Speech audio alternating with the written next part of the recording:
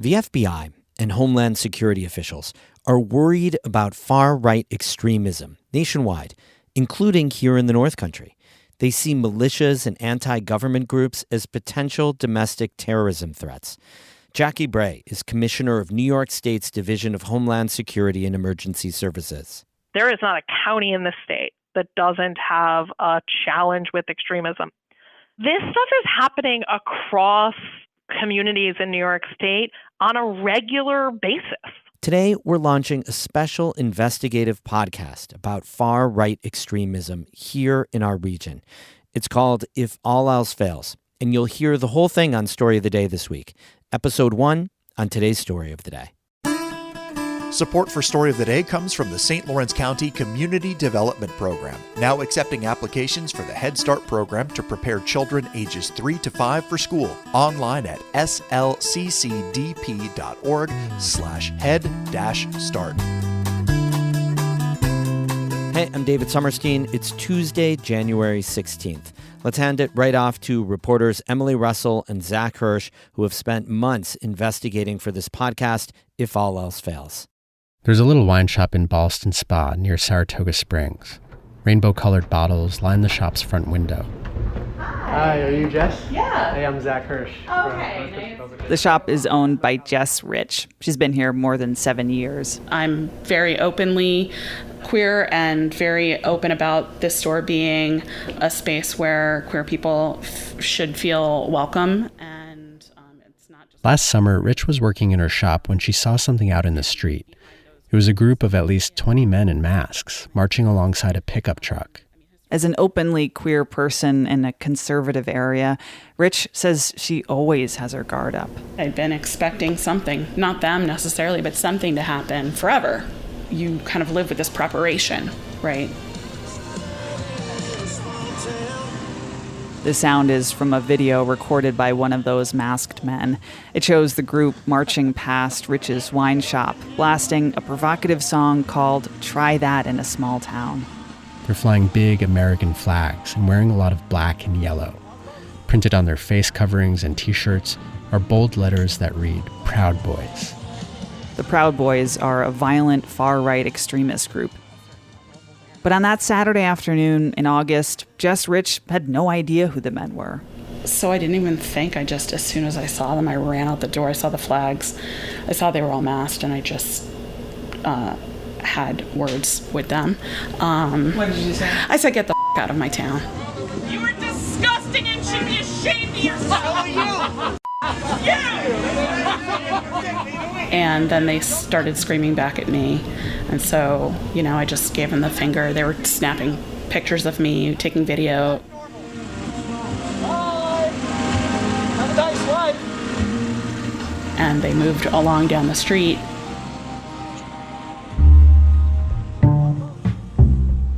The Proud Boys also marched that weekend in Saratoga Springs and the nearby town of Waterford, handing out flyers.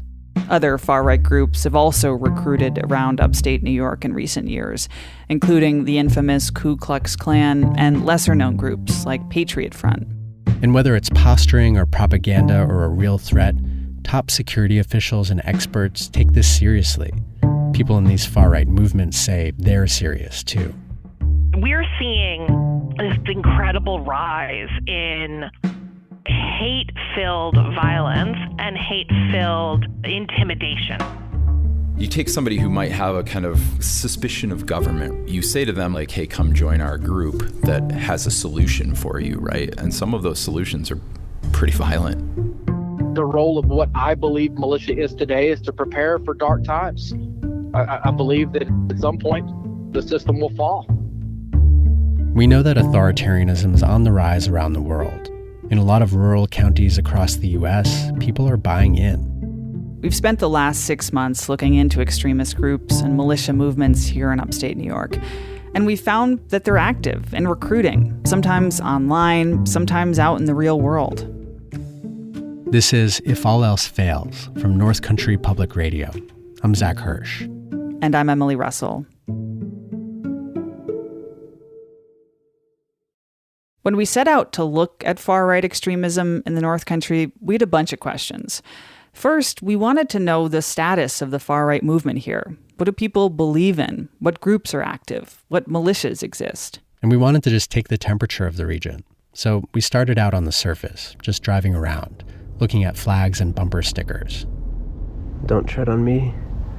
An American flag above it in Oppenheim, Fulton County. In Loudville, just saw a truck with a FJB, Let's Go Brandon stickers. Let's Go Brandon and FJB, of course, mean Joe Biden. Some people put their politics on display. This is NRA country. Protect your rights. Driving through Johnstown. The North Country is a massive part of New York State. It spans from the Vermont border in the east all the way west to the shores of Lake Ontario and up north to the border with Canada. Over the last few decades, the North Country has gone from purple to pretty red. Most local, state, and federal officials here are Republican. Many people are deeply devoted to Donald Trump. There are signs and flags all over the region that falsely claim Trump won the 2020 election. We also saw some Confederate flags, a symbol associated with slavery and racism. See it? 3 Confederate flags. Wow. That was in the city of Glens Falls. We have a Punisher logo. An American flag kind of imprinted on top of it. The Punisher logo looks like a skull with long teeth. It was originally a comic book character, a kind of anti-hero out for violent revenge. The symbol has since been co-opted by American soldiers, and more recently by anti-government groups and white supremacists. We've seen that logo around the North Country. We've also seen a QAnon sticker and flags with the Roman numeral 3 representing the 3 percenters, which is part of the broader anti-government militia movement. These symbols can mean different things to different people, and these ideas exist on a spectrum. Joe Biden is a lot less threatening than the ideas behind a 3 percenters flag. A Trump won sign doesn't have the same meaning as, say, a Confederate flag does. And it's hard to know what the spectrum even is, whether it's about gun rights, government overreach, race. Ideas that were once considered extreme have become more mainstream. This is happening all around the country. Many conservatives have shifted more to the right, embracing lies about the election and other conspiracy theories. People are identifying with provocative, sometimes violent movements and displaying symbols of those movements. And the symbols usually have one thing in common. They reflect anger or distrust towards the government or society as a whole. All right, folks. The next speaker I'm going to introduce started out like most patriots, and that was being asleep to the events that were going on around him. Living in San Diego. This is video from an event in 2018 posted to YouTube. The man on the stage is dressed like a soldier from the American Revolution. He is here today to help protest the tyranny that we face here in this state of New York. The event was called Freedom Fest. It happened in Norwich, New York, a few hours west of the state capital. Then a man named Nathan Mizrahi steps onto the stage. Get involved with your militias. I assure you, they will be needed if this tyranny continues. Mizrahi has a 3 percenters tattoo on his hand. He identifies himself as the commanding officer of the Liberty State Militia. He tells folks in the crowd they need to step up, to do their part to defend their freedoms. Call your local sheriffs. I walked right into the office of mine. Said, howdy, I'm the commanding officer of Liberty State Militia, and I'm in your backyard. I'm a staunch supporter of the Constitution, and I will defend that Second Amendment with my life. That's how I met Mike Carpinelli. Lewis County Sheriff Mike Carpinelli was at Freedom Fest. Carpinelli is part of a far-right movement known as the Constitutional Sheriffs, which teaches sheriffs they don't have to enforce laws they think are unconstitutional. We'll hear more about that in the next episode. Here's Carpinelli talking back in 2022 about the need to defend the country against tyranny. If all else fails, then we know what we have to do. Standing on the stage at Freedom Fest, Mizrahi looks Carpinelli in the eye and says he'd give the sheriff the shirt off his back. And then he does, literally. He takes off his Liberty State Militia hoodie and presents it to Carpinelli in a big gesture of loyalty. Mike Carpinelli, I pledge my militia. We will forever stand by your side for someone who stands by ours. We reached out to Mizrahi. We wanted to ask him about his militia. He told us he was no longer involved in it. Still, we were hoping he could tell us about the militia scene in general, how these groups work. When do they go from target practice and training in the woods to action? And we actually had an interview lined up. But on the day we were supposed to talk... I need to speak to you very quickly and very bluntly. Okay. I'm going to have to turn down your interview. I apologize for any time that I might have wasted of yours, but it is definitely not something I can do. So I apologize. I wish you luck on your article, and that is all that I can say at this point. So best of luck. Okay. So that didn't work out. But we did connect with another guy involved with the militia movement named Josh Schoaf. And are we on speakerphone? You are on speakerphone until it transfers over to my truck. Okay. All right. Schoaf is a self-described 3%er. He's traveled the country for major anti-government and far-right events in recent years. Schoaf says he was at the infamous Bundy standoff back in 2014, and he led an armed military-style group at the 2017 Unite the Right rally in Charlottesville. He's based in Tennessee, but says he helps train militia members in New York. Schoaf says militias here are run on a military-style rank structure. These groups are organized to the point that they have message boards, they have meetings of their own, and those things are put out so that, hey, if you want to come to a training, we're having training on this and this date, this is the instructor or this is the location. We don't know how many people in the North Country are part of militias. We also don't know exactly how many militias there are around the state, though according to Schoaf, there are more than 12. Experts say the militia landscape has changed over the last few years. Some of these groups have gone underground or disbanded. Schoaf told us there are a lot of misconceptions about militias. He says they want to protect everyone, no matter their gender or political party or race. He says skin color means nothing to him. But in 2019, a black congressman from Virginia suggested using the National Guard to enforce new gun laws. Schoaf called for that congressman to be lynched. Schoaf says he didn't know at the time the congressman was black, but he still stands by his statement. And I said we should take him out in the middle of the street and hang him. I said what I said because he advocated for using force against citizens. Is that not treason? This is why these groups are so alarming for law enforcement, security officials, and extremism experts. They often claim they're peaceful, say they would defend everybody. But in fact, they're driven by their own ideologies. In a way, they're inherently a vigilante movement. Joe Winnica-Leiden is an analyst with the Southern Poverty Law Center. I think that the biggest threat is that you have groups that have taken it upon themselves to decide what is legal and what's not legal.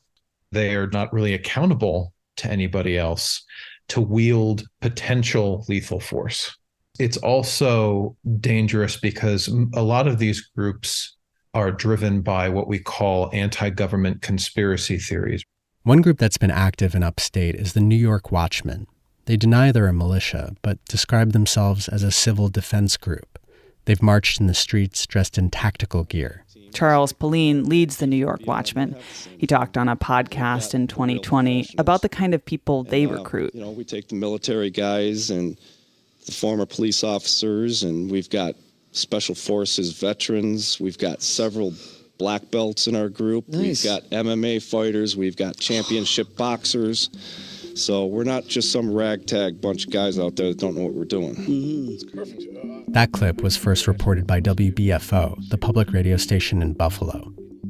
There have been some really brutal fights between right-wing groups like Pauline's, flaunting their tactical gear, and counter-protesters on the left. That kind of violence has unfolded in bigger upstate cities, like Albany and Buffalo. In the rural North Country region where our radio station is based, there really hasn't been that much of that type of violence that we know of. Incidents here seem more scattered, harder to define. But far-right groups have rallied and posted propaganda around the region.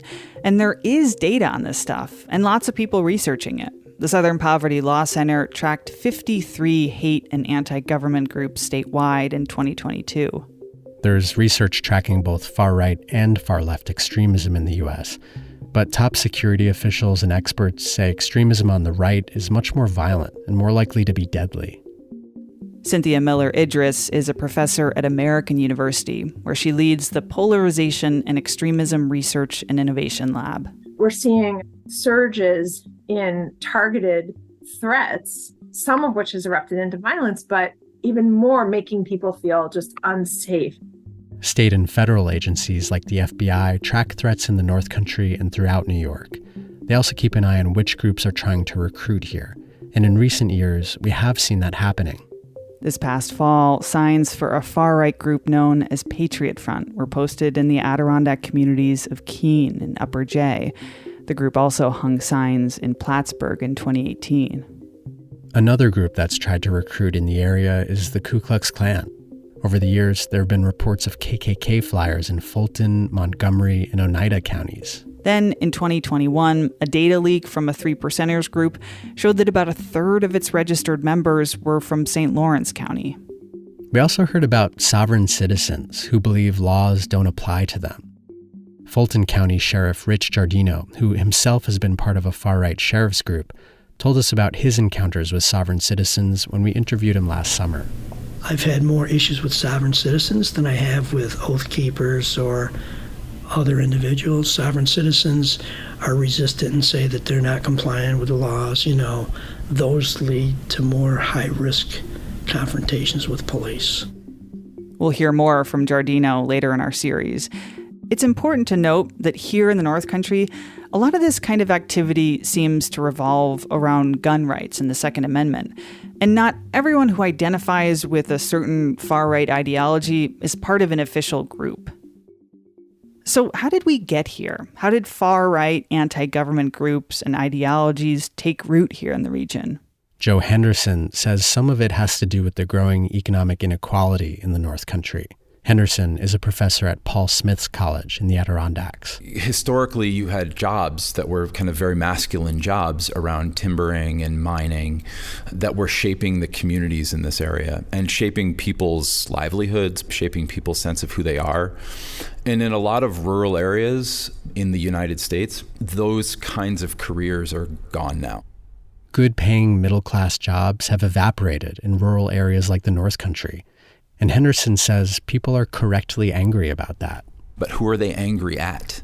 And so what happens often when you have social disruption, cultural disruption, economic disruption, is there's groups of people who look around for kind of some authority, and they want someone to kind of make it great again. That's happening all around the world. People are turning to authoritarian groups or leaders.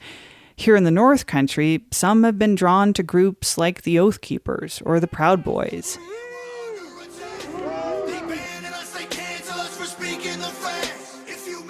This is from a propaganda video made by the Proud Boys.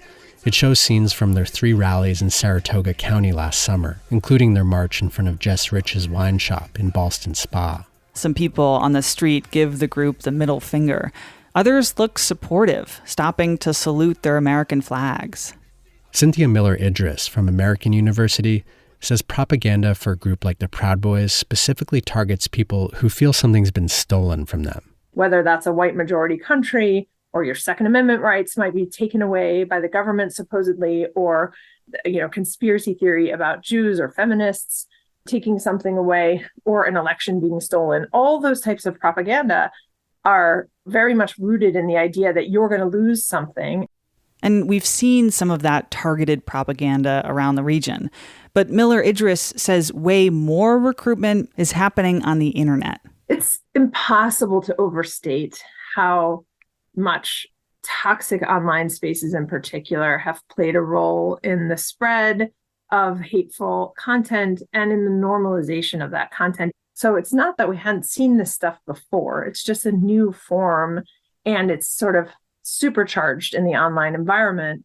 And she says that's led to real-world violence, like with the QAnon conspiracy theory that inspired a shooting at a pizza shop in Washington, D.C.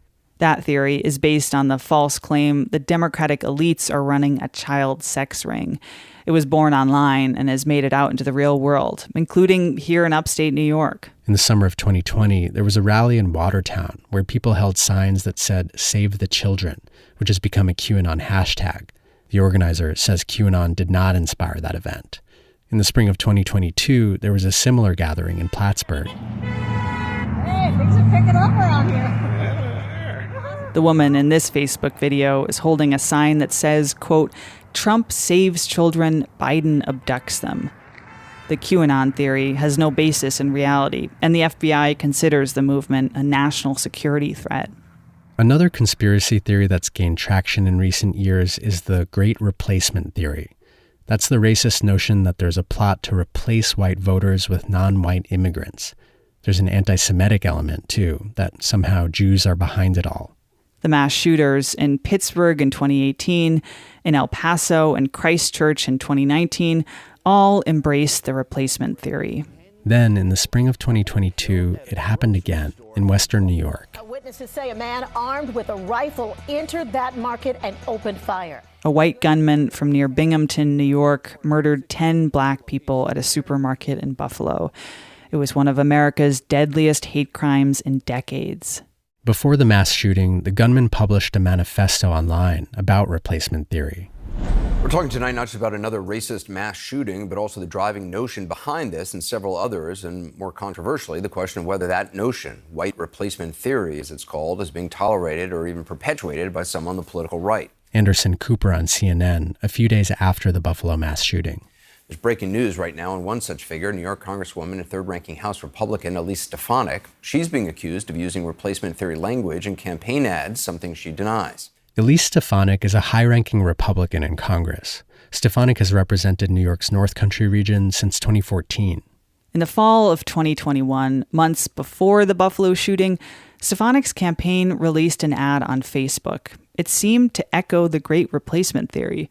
It claimed the Democrats were plotting a, quote, permanent election insurrection by granting amnesty to millions of illegal immigrants. Stefanik denied any embrace of replacement theory. She told a CNN reporter she condemns racism. I've never made a racist comment, and I know nationally as expanding the Republican Party by supporting black candidates and Hispanic candidates. Thank you, appreciate it. Stefanik has also amplified other conspiracy theories and normalized far-right rhetoric, like repeating false claims about the 2020 election long after they were debunked. Stefanik blamed Nancy Pelosi for the January 6th attack on the U.S. Capitol, and she described Democrats as pedo-grifters, pedo as in pedophile, in an apparent nod to the QAnon conspiracy theory, though Stefanik has denied that connection. I think what she does and what a lot of politicians do is they lean into radicalization because the base is kind of asking for it. That's Joe Henderson again from Paul Smith's College. If you have political elites that are normalizing violent rhetoric, I don't care what your party is, I worry about that. I worry about that because there's going to be some small element that is going to take that toward action. Things are happening very quickly there on the appears to be the east side of the Capitol. People are now have moved past the police and into the building. On January 6, 2021, more than 2,000 people illegally entered the U.S. Capitol. The goal was to overturn the presidential election. One woman came up to me and she said that this is what happens when they believe that there have been what they believe are fraud in the election, and told me these are people standing up for America. But you can. For years, this whole constellation of groups and ideas had been brewing. Militias, white supremacists, anti-government groups, they all converged on January 6th. The threat manifested into something a lot more visible, something real and dangerous. And we know people from around upstate New York went down to Washington, D.C. on January 6th. A town official from the Albany area organized a bus to D.C. that day. She later resigned. A mother and son from Watertown were among the mob that broke into the Capitol. They were convicted for helping steal Nancy Pelosi's laptop from her office. And a young man from Glens Falls named James Bonet served 2.5 months in prison for illegally entering the Capitol on January 6th. Good to meet you. I'm Emily. Nice to meet you as well. Thanks for doing this. Heck yeah. Are you okay if we just sit outside? Is that all right? We met James Bonet outside his home last fall. We interviewed him for more than an hour. Bonet says he went down to D.C. that day to learn the truth about the election. There's a lot of people like me that we know the election was stolen. Like, being in January 6th and being in there, there's a lot of Americans there that were like, we want answers on this. Bonet says he's still convinced Donald Trump won the 2020 election, that there's a deep state working against the former president, and he's convinced the truth will come out. I think right now we're going through a process of a deep cleaning, and I think through the other side of it's going to be awesome. We're going to hear a lot more from Bonet later in this series.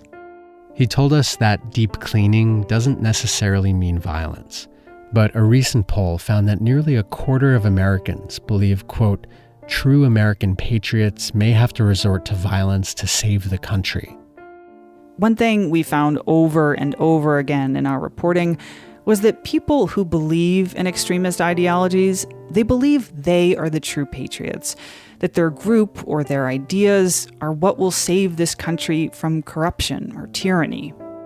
What security officials and experts worry about is what people will do with those beliefs.